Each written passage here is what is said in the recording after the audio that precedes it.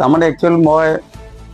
আজি বহুত দিনৰ পৰা বিশেষ প্ৰয়োজন সম্পূৰ্ণ শিশুসকলৰ বাবে কাম কৰি আছোঁ আৰু সদ্যহতে মই এটা বস্তু উপলব্ধ কৰিছোঁ যে কিছুমান বিশেষ প্ৰয়োজন সম্পূৰ্ণ শিশুৰ সিহঁতৰ হাতৰ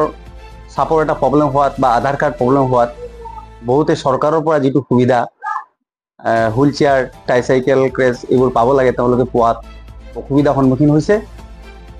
আৰু মই তেন্তে এটা নিজে ব্যক্তিগতভাৱে এটা অভিযান চলাইছোঁ যে যিসকলৰ ঘৰত হুইল চেয়াৰ ট্ৰাইচাইকেল ক্ৰেচ ইহঁতৰ বিভিন্ন সঁজুলিবোৰ পৰি আছে ব্যৱহাৰ হোৱা নাই তেওঁলোকক মই ৰিকুৱেষ্ট কৰি সেই বস্তুবোৰ আনি যিসকল দৰকাৰী যিসকল বিশেষ প্ৰয়োজন সম্পূৰ্ণ ল'ৰা ছোৱালী আছে আমাৰ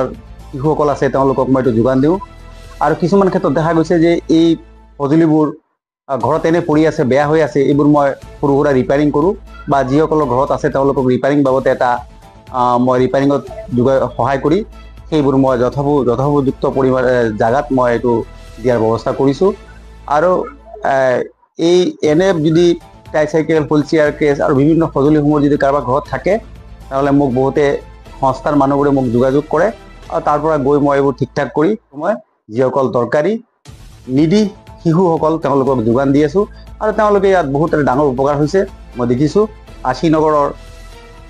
ৰিয়াজুল ইছলামৰ ঘৰত আহিছোঁ ল'ৰাটো বিশেষ প্ৰয়োজন সম্পূৰ্ণ ল'ৰা আৰু তাৰ মানে বিশেষকৈ